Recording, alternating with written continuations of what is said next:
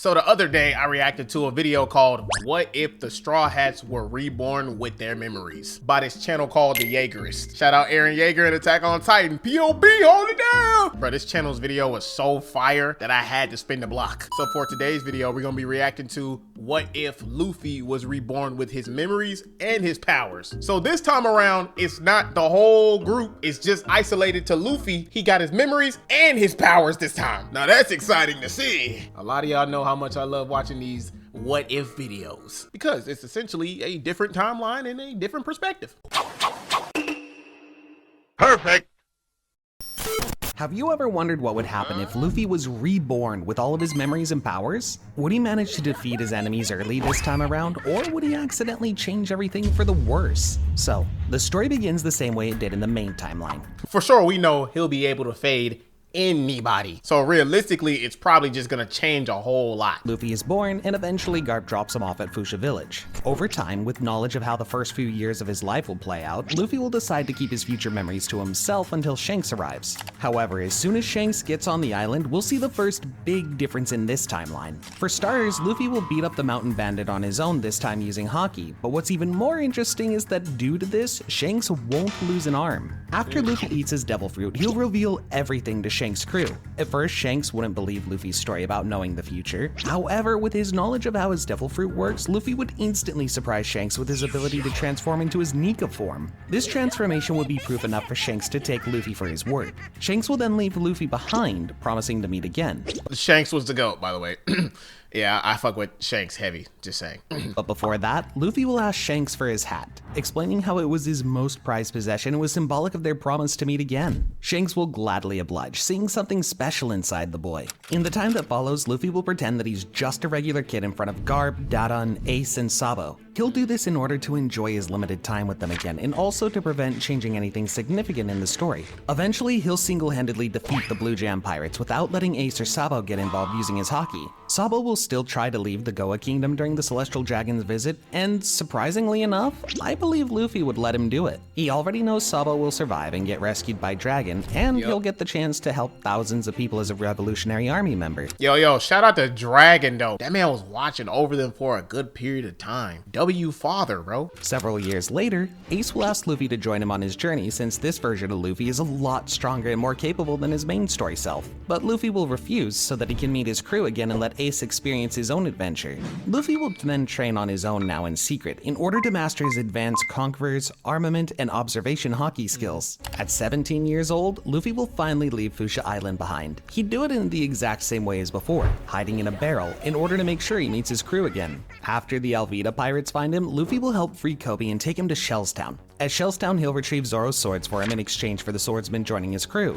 Afterward, Luffy will tell Zoro that they need to go to Orangetown next to get their navigator. Although he wouldn't understand what Luffy means by this, he would follow along. Once they get there, the duo will free Nami from the buggy pirates after talking to the inhabitants of Orangetown. Seeing Luffy's overwhelming strength, the buggy pirates would immediately surrender this time around and would leave the island. Which is very valid because the buggy pirates thought they was big shit and a bunch of grits. And even then, Luffy was a threat. Now this man is like 10, 20, 30 times the threat. I'd be shaken too. Realizing just how overpowered Luffy really is, I believe that in this version of the story, Nami would be honest with him and tell him about Arlong and her village. Luffy, already knowing all about this, would obviously agree to help her. However, he would— I don't think that she would, honestly. That girl was focused, terrified, and on a mission. Like, I don't even think that that would have been the case. Ask her to wait just a little bit longer since they need to go to the Syrup Village first in order to get their ship. He tried to explain to Zoro and Nami how there's a boy named Usopp there who's waiting for them, but none of them would understand what he's saying. Anyway, at Syrup Village, Luffy will meet Usopp, but instead of immediately defeating all the Black Cat pirates, Luffy will try to encourage Usopp to do it himself in order to boost his confidence. So in this version of the story, it's likely that Usopp will face off against the Black Cat pirates much earlier than before and might even defeat some of them. However, Kuro would soon arrive and attack Usopp with his Shakushi technique. After Usopp bravely tanks a hit from Kuro, Luffy will choose to finally end the fight by knocking his opponents out with a sharp burst of haki. Satisfied with Usopp's new resolve, Luffy will ask his future sniper to join the crew. Indebted to the Straw Hat crew, Kaya will offer the crew a ship, same as in the original story. Seeing his old ship again, tears will start going down Luffy's face and he'll be so happy at the chance of sailing on it again. Yeah. Memories are flooding. Memories are flooding. Plus on top of that, I'm rewatching One Piece right now. So this is just like, it's so heartwarming to me, bro. However, this time, he'll promise to keep it safe. Other Straw Hats would watch this and be completely confused as to why Luffy is so emotional about this ordinary ship. Now, with the ship and a new crewmate on board, Luffy will beg Nami for just one more small detour before they go save her village from the fishmen, the Baratie. And this is where Luffy will encounter the first major problem on his journey. Once they arrive, Luffy would spend a few days trying to convince Sanji to leave Zeph behind and join the crew as the new cook. However, Sanji will flat out deny Luffy every time. Nami will eventually get frustrated with the delays and will wind up sailing off on her own, leaving the crew behind. With Don Krieg's arrival, the Baratie's cooks will be threatened and that will prompt Luffy to stand up for old man Zeph in his dream. Evading literally every attack and easily punching through Don Krieg's armor with his haki, Luffy will take out the Krieg pirates well before Mihawk's arrival. And although this seems good, it might not have been the smartest move, because Mihawk will now sense Luffy's haki and would soon arrive to see what's going on. Seeing Mihawk approach, Zoro will immediately draw his swords and challenge him to a duel. Luffy will try to talk Zoro out of it, but in the end he'll let things play out in order to not be in the way of his crewmate's dream. Mihawk would initially be confused as to why someone as strong as Luffy is still in the East Blue and would maybe even attempt to fight him instead. However, in the end he'll give Zoro a chance to swing at him after seeing his resolve. Once he's defeated, Zoro will swear to Luffy that he won't disappoint his captain ever again. Mihawk will then have a chat with Luffy, noticing the very familiar straw hat he's wearing. In typical Luffy fashion, he'll tell Mihawk to watch out for Zoro since he's going to eventually achieve his dream of becoming the world's strongest swordsman. Mihawk will gladly accept Zoro as his future challenger, sensing that there is some truth behind Luffy's words. Seeing Zoro's resolve will be enough to inspire Sanji to leave Baratie behind and pursue his dream of finding the All Blue as well. The crew would then land in Kokoyashi Village, and Luffy would instantly make his way towards Arlong Park. If I was Luffy and I had got reborn with all my powers and memories, I pull up to Arlong Park. Come on, no! I tear that bitch down. Oh my gosh! I would lift my foot so freaking far in the clouds and smack down them like Thor's hammer, bro. Bro, they wouldn't even see it coming. Instead of using Conqueror's haki to end the fight quickly, Luffy will make it a point to take down each fishman with his own hands. After taking Arlong down, Luffy will try to explain to him that what he is doing is wrong and that he should be more like Jinbei. Confused and angered by Luffy's mention of Jinbei, Arlong will try to kill him one more time but would get absolutely humiliated. With this, Luffy will proceed to destroy the entire Arlong Park while the crew gets the details of Nami's backstory from the townsfolk. Once you see Nami's origin and what she stands for and why she did the things that she did, you really start to have more sympathy for her. But Nami is still Nami at the end of the day. Thievery is rooted in her blood at this point. When I first started watching a long time ago and even rewatching it now, it makes me have way more empathy and sympathy for her because she was just trying to save her people, bro. Like, she come from the trenches, gang, like for real talk. Afterward, Nami and the rest of her village will celebrate Luffy's victory, but their celebrations will end early once Nemu decides to arrest the Straw Hats. With Nami being a former member of the Arlong Pirates, she'd also be targeted, and she'd realize that her best course of action would be to join the Straw Hats in order to keep the villagers safe. The crew's next destination? Loguetown. In this version of the story, Zoro will fully recover by the time they reach Loguetown since he never got the chance to face off against any fishermen. Not only that, but because of how overwhelmingly strong Luffy was, the Buggy and Alvida pirates won't attempt to get revenge. Considering Luffy used Conqueror's haki a lot so far to deal with opponents, it's likely that some of the Marines saw him do it. This is why I believe that in this version of the story, Luffy's first bounty will end up being much higher.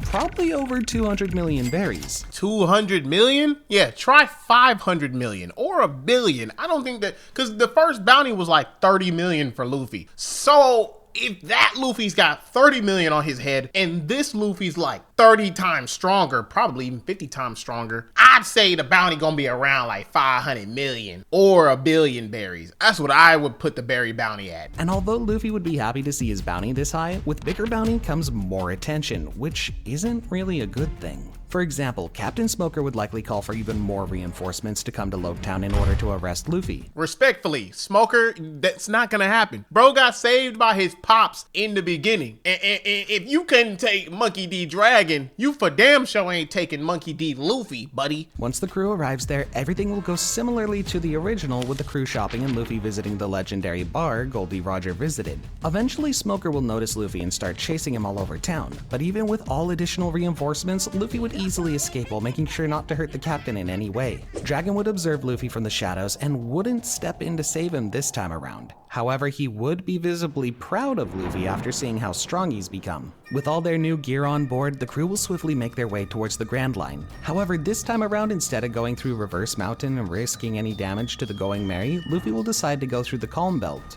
The crew, especially Usopp, would greatly oppose this decision.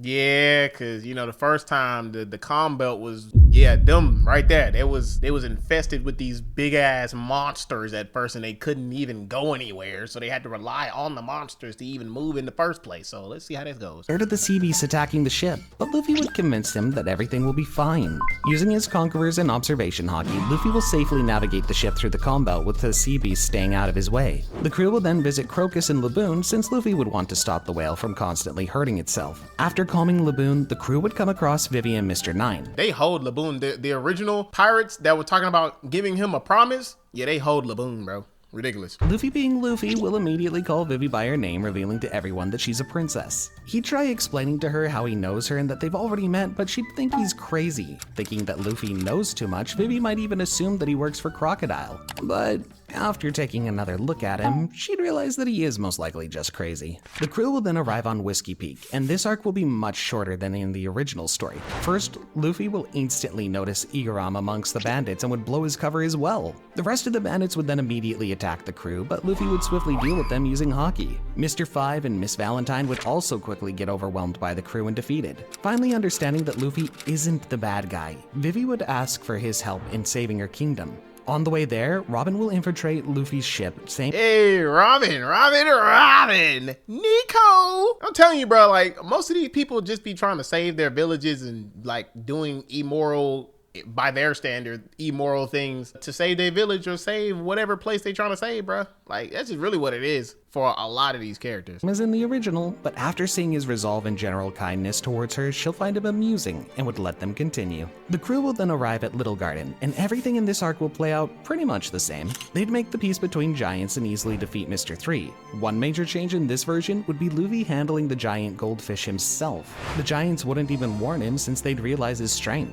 As in the original, Nami will fall sick after leaving Little Garden. Luffy will then ask for Chopper, but he'll only get weird looks from the rest of his crew. That's when he'll remember that it's time they visit Drum Island. Before reaching the island, Luffy will absolutely annihilate Walpole and send him flying away. He'll then take Nami to the castle where Dr. Kuroha is by jumping up using Boundman instead of climbing the mountain himself. This would be the first time Luffy's ever used one of his gears in front of his crewmates. Since Nami would be half conscious during this trip, she'd probably think it's just a hallucination. Not finding anyone in the castle, Luffy will wait till Chopper arrives and would instantly hug the reindeer, which would definitely freak him out. After Nami recovers, Luffy will beg Chopper to join his crew and will eventually get his way after Dr. Kuroha encourages him to follow his dreams. Now with a doctor on board, the crew will finally set sail for Alabasta. After reaching the shore, Luffy will tell the crew to wait for him on the ship while he goes to Alaberna with Vivi. There, he'll drop Vivi off with Cobra and will ask her to let him ride Karoo to Rain Base. At Rain Base, Luffy will enter Crocodile's casino on his own, and after almost falling for the same stupid trap again, he'll use his future sight to avoid it. He'll then confront Crocodile right there and then, and would easily defeat the warlord, stopping the civil war from ever happening. There, he'll also ask Robin to join his crew after explaining how he's been reborn and how they're supposed to be friends. He'll convince her to join by explaining how she was a valuable member of his crew that he'll protect from the world government at all costs. By the end of the arc, instead of celebrating, Luffy will meet Ace and spend some time with him before leaving. Soon after departing, a ship will fall from the sky, and Luffy wouldn't be surprised at all by it. Instead, he'll confidently tell the crew that they're going to the sky next. However, before that, the crew would arrive in Jaya. So how would a meeting between Luffy and Blackbeard go this time around? Well, I'm gonna have to immediately disappoint you. You see, due to Luffy and the crew finishing everything much earlier in Alabasta, they'd arrive on Jaya much earlier than Blackbeard and won't even have a chance to meet. Instead, Luffy would instantly find and put down Bellamy before he started creating problems.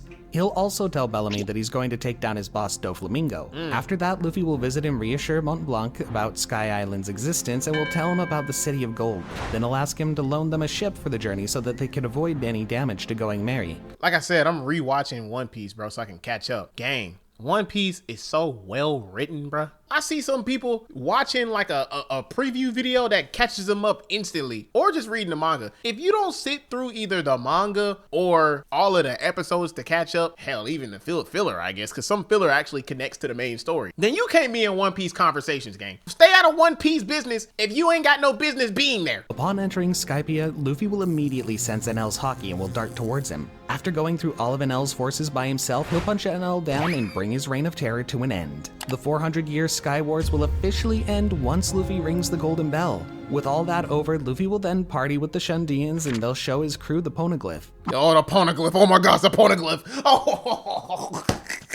Bro, One Piece is an experience. Stay out of One Piece business if you ain't got no business being there. Crew will then float back to the mainland and swap their ship for the Going Merry again. Once the crew reaches Long Ring Longland, Luffy wouldn't really bother with Foxy and his stupid games. However, there's a much bigger problem in this arc than Foxy, and it's that Admiral Aokiji would soon arrive on the island. So how would this interaction go? Well, Luffy will be well equipped to handle the Admiral this time, and the two will engage in a battle. After exchanging a few punches, Luffy would finally transform into Gear 5th for the first time in this version of the story. Sensing Luffy's strength, Aokiji would then back off, because, let's be honest, he's just too lazy to fight Luffy all out, especially without a good reason. He wouldn't even bother warning Luffy about Robin since he knows she's affiliated with someone strong enough to protect her. With Mary still in perfect condition, once the crew arrives at Water 7, they won't be looking for a new ship this time around. Robin won't end up being blackmailed into helping CP9 either, since she can rely on Luffy's strength. As soon as they arrive on the island, Luffy will inform Iceberg of the CP9 agents in Galila, and he'll confront them in front of everyone.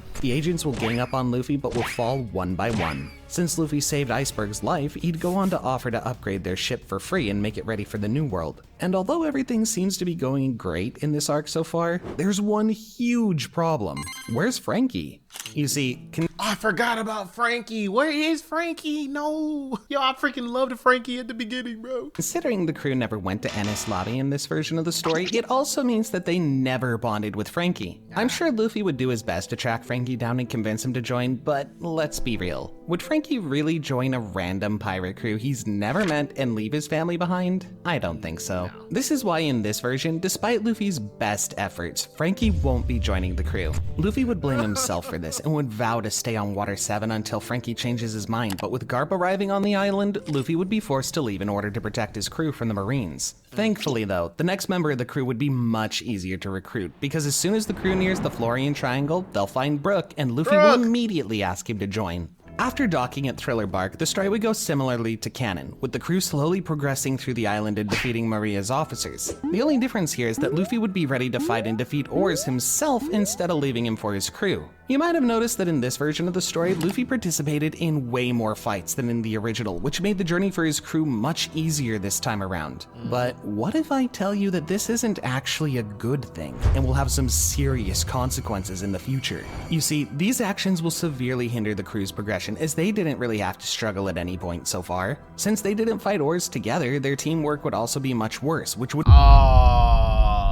now that I think about it, that's true, bro. They not getting no character progression. They not getting no hands. They not progressing themselves. They letting Luffy handle most of the problems. It's like a blessing and a curse. Dang. Lead to some terrible things happening in the future. Anyways, with one swift, hardened hockey punch, Luffy will knock Maria out and give everyone their shadows back. The crew will then party and leave Thriller Bark before Kuma even arrives. At Salbody, events will unfold mostly the same until Luffy punches St. Carlos and meets Rayleigh. This time around, Rayleigh would be impressed with Luffy's hockey and would realize that it's the same boy Shanks told him about. Luffy will then tell Rayleigh of his rebirth, something Rayleigh will believe immediately, unlike several other characters so far. With their ship coated and ready to go, the crew will board it while Luffy and Rayleigh fight off the pacifistas, Kuma, Sentamaru, and Kizaru. Kuma would be shocked seeing Luffy transform into Gear 5th in order to fight Kizaru, and would immediately realize Luffy is the sun god he heard about in the stories. From here on, some big changes will take place. Firstly, considering Kuma didn't teleport the Straw Hats this time around, they'd continue their journey as usual. However, knowing that they'll soon be entering the New World, Luffy would have to make a big decision. He'd inform his crew that before they continue, they'd have to take a big break and train to prepare for the enemies ahead. The crew would then make their way to Rusakaina, the island where Rayleigh trained Luffy in the main story. The entire crew would start their hockey training there, and it's likely that Rayleigh would help train them. After some time, the news of Ace's capture would reach Luffy, and he would leave his crew with Rayleigh for a bit in order to go and save him. The only one he'd take with him is Nami, because, well, he can't pilot a ship on his own. This time around, Luffy would arrive at Impel Down a few days earlier, meaning Ace would still be in prison. Now, in the original story, Boa helped Luffy sneak into the prison, and considering she isn't there, Oh, fine shit alert, fine shit alert. Beep, beep, beep, beep, fine shit alert, ooh-wee. this time he'll have to improvise. The only real threat in the prison for Luffy would be Magellan due to his incredibly powerful devil fruit, and although his poison is pretty much unstoppable, I believe that Gear 5 Luffy would find some way around it, either by turning the poison into rubber or simply dodging it. Anyway, as soon as he deals with Magellan, there will be no one to stop Luffy from advancing deeper into the prison, and he'll soon arrive to Ace's cell. Once Ace sees Luffy, he'll break into tears and couldn't believe that his brother came to save him. Luffy would then free both Ace and Jinbei, and on his way back, he'd also free Ivankov and the rest of Okama from level 5.5. Together, they'd all make their way back to Luffy's crew. As for Crocodile, Buggy, and Mr. 3, well, they would stay in prison. Due to Ace being rescued early in this version of the story, the Marineford War will never take place. Whitebeard pirates will remain the Emperor crew, and Blackbeard won't eat the second devil fruit. Although Luffy would ask Ace to join his crew after the rescue, Ace would likely refuse and soon return to Whitebeard. After 2 full years of training, the crew would significantly level up their skills and eventually continue their journey. At Salvady, they'll get their ship coated once again and will head down to Fishman Island. Since Fishman Island is still Whitebeard's territory in this version, they wouldn't face any trouble with people there. Immediately after arriving, Luffy will go to the palace to talk to the king. King Neptune won't trust him at first and won't even let him see the princess. Soon after, Vanderdecken will once again try to launch the Ark Noah at Fishman Island and Luffy will wind up destroying it. If you're wondering why Hody Jones hasn't popped up in this arc quite yet, it's because while under Whitebeard's rule, I believe that the new Fishman pirates won't have the guts to coordinate an attack. However, just to be sure, Luffy could tip off King Neptune or Jinbei about Hody, which should be enough to foil his plans. With that done, the same day, the crew will arrive at Punk Hazard. There, they'll meet Kinemon and Law facing off outside Caesar's facility. Luffy will put an end to the battle and will ask to form an alliance with the Heart Pirates. He'll also promise Kinemon that they'll save Wano soon, which Just so y'all know, I have Law's sword over there. Check me out, gang. Hey, yeah. Oh, whiskey. See that right now? I got Law's sword. I think I got Zoro's sword over there and everything, boy. Yes, sir. would leave the samurai confused since he didn't even ask for any help. Caesar's forces would be swiftly defeated afterward, and the crew, along with Law and Kinemon, would continue their journey. With Luffy being as strong as he is, and even more notorious now, Doflamingo won't bother with tricking the Straw Hats this time. Also, since Ace didn't die in this version, there wouldn't be a Coliseum tournament for Mera Mera no Mi, and the Straw Hats would never meet any of these characters. Immediately upon arrival, Luffy will charge towards Doflamingo's castle. In the meantime, the rest of the crew will deal with his officers and might even free the Tontada while they're at it. Sensing that Luffy is worthy, Doflamingo won't waste any time trying to delay the fight. With his fruit awakened, he'll put up a decent fight before Luffy taps into Gear 5 and absolutely destroys him. Meanwhile, Law and the rest of the Straw Hats will destroy the weapons factory and save Kanjuro. The Straw Hats will simply leave the island after Doflamingo's defeat, while Kiros assumes his place on the throne. Fujitoro would try to stop them, but Luffy would easily hold him off. Now, at this point of the story, instead of splitting up, the Straw Hats will visit Zou together. There, they'll find Raizo and intercept Jack's attack before the Beast Pirates arrive. Luffy will then send Jack flying off Zou and into the sea. Earning Nekomamushi and Inorashi's trust, the Straw Hats will get shown the poneglyph. While they're there, Sanji will receive a letter from Big Mom informing him about the wedding. Considering Luffy's strength at this point, they can just ignore the letter, right? Well, not really. You see, the real reason Sanji went to Whole Cake wasn't because he was scared of Big Mom, it was because she threatened to kill Zeph. This is why I believe Sanji would still agree to come to Whole Cake even in this scenario. So once again, Luffy and the crew would follow after, but this time Luffy would make it his goal to beat her up for threatening Zeph. Having nothing to do with this plan, Law will instead focus his efforts on getting intel in Wano with his crew and the rest of the Scabbards. Entering Toto Land, the story will more or less go the same way up until Luffy fights Cracker and defeats him in minutes rather than days. At this point, an enraged Big Mom would send her entire crew after them, but this time, Luffy would know how dangerous fighting all these characters at the same time is and would order his crew to retreat for a bit. They would get back on the ship and go straight to Whole Cake Island to deal with Big Mom personally.